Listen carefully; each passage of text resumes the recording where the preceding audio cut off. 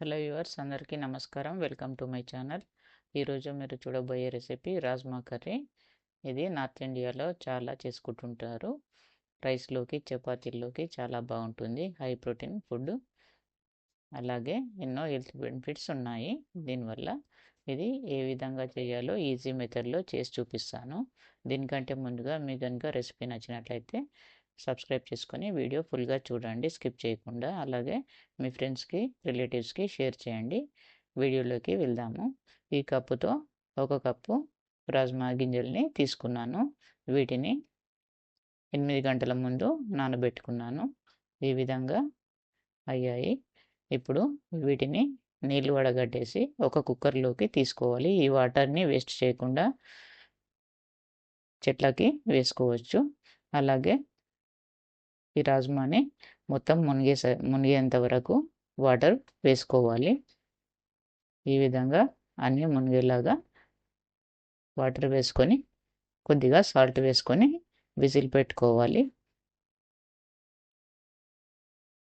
ఇవి విజిల్ అనేది 7-8 విజిల్స్ వచ్చేంత వరకు ఉడికించుకోవాలి.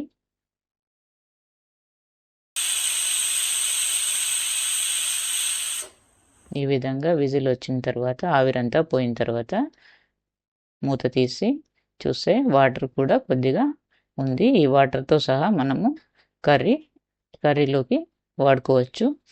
ఉడికిందో లేదో ఒకసారి చెక్ చేసుకోవాలి. చాలా బాగా ఉడికింది, పిండిలాగా అయిపోయింది. ఇప్పుడు వీటిని కర్రీ చేసుకోవాలి. స్టవ్ ఆన్ చేసుకొని కుక్కర్ పెట్టుకొని 3 టేబుల్ స్పూన్ల ఆయిల్ వేస్తున్నాను. ఇప్పుడు ఇందులోకి మసాలాలు: బగారా ఆకు, కొద్దిగా షాజీరా, 1/2 ఇంచు దాల్చిన చెక్క, 4 యాలకులు, 3 లవంగాలు వేస్తున్నాను. ఇందులో ఇంకా వేరే మసాలాలు అంటూ ఏమీ వేయము. ఇదే మసాలా సరిపోతుంది. ఈ మసాలా వేగనివ్వాలి. కొద్దిగా వేగిన తర్వాత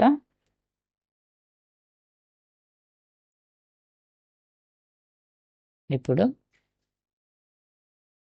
2 మీడియం సైజు ఉల్లిపాయలు సన్నగా కట్ చేసుకొని వేసుకోవాలి. ఇవి బ్రౌన్ కలర్లోకి రావాలి. అలాగే 3 పచ్చిమిర్చి ఈ విధంగా సన్నగా కట్ చేసుకొని వేసుకోవాలి. ఇవి కూడా కలుపుకుంటూ ఫ్రై చేసుకోవాలి. ఉల్లిపాయలు ఈ విధంగా బ్రౌన్ కలర్లోకి రావాలి. ఈ విధంగా ఉల్లిపాయలు ఉడికిన తర్వాత 1/2 టీ స్పూన్ అల్లం వెల్లుల్లి పేస్ట్, 1/2 టీ స్పూన్ పసుపు వేస్తున్నాను. ఇవి పచ్చివాసన పోయేంత వరకు ఒకసారి కలుపుతూ ఫ్రై చేయాలి. అడుగంటనివ్వకుండా చూసుకోవాలి. అలాగే 3 టమాటాలు మీడియం సైజువి సన్నగా కట్ చేసుకొని వేసుకోవాలి. వీటిని కూడా మగ్గనివ్వాలి. అలాగే మగ్గడానికి కొద్దిగా సాల్ట్ వేసి మగ్గిస్తున్నాను. సాల్ట్ వేయడం వల్ల త్వరగా ఉడికిపోతుంది ఉల్లిపాయలు, టమాటాలు.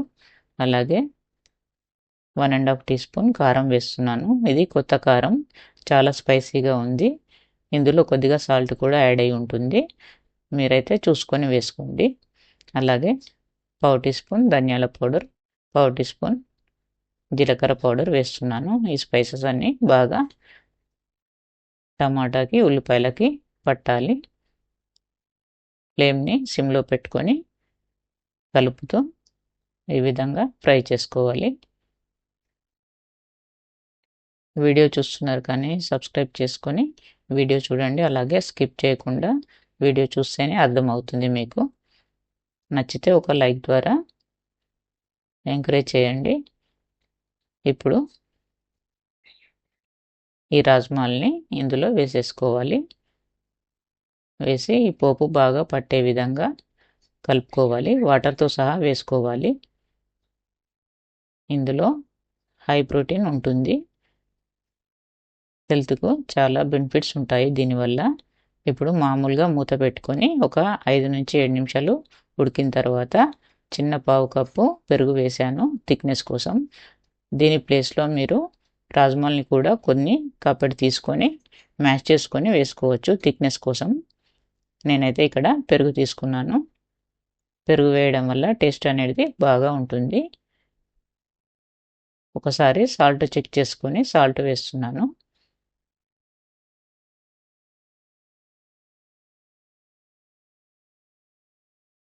ఈ విధంగా థిక్నెస్ అనేది ఉంటుంది.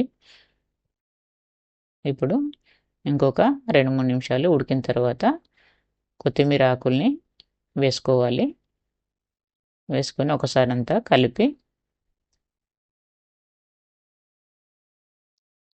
మూత పెట్టి ఒక 2 నిమిషాలు ఉడికిన తర్వాత చివరగా